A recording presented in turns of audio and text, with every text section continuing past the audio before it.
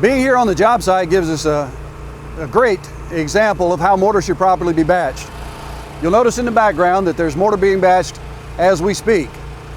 And you might not think that's as important as it was in the past when we had a lot of load-bearing masonry, but that's just not the case aesthetically, especially.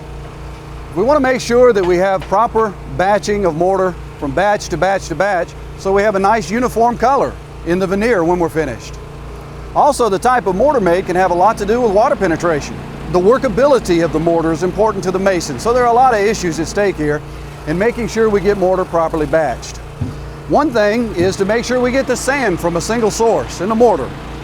Whether the masons are using a type N or a type S or a type M mortar, the batching proportions are roughly the same. The difference is in the bag. So what you want is roughly 3 to 1, 3 times as much sand as you'd put in mortar. And with the system that you see behind me, they're using a 1-foot cubic box.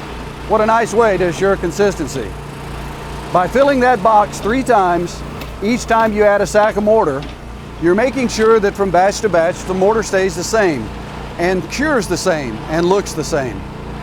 Really, the mortar machine should run to make sure that you have nice workability and you get some air beat into the mortar a bit, about 3 to 5 minutes before it's dumped. And then mortar's best used in 2 to 2.5 hours. What we're using here today on this job is a type S mortar.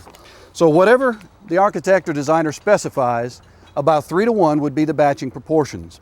On the back of the sack, this is an open bag, there's always some instructions about how the mortar should be mixed. So it's a good idea to follow the manufacturer's instructions when making mortar. A lot of times the question is asked, is it okay to temper mortar? It's almost impossible not to under a hot sun. Tempering is allowable in most situations. Now that our mortar's been batched and we've dumped it into the pan here, might be a good idea to test it for workability and see how it turned out. Wow, that's a nice full head joint. Now that's good mortar.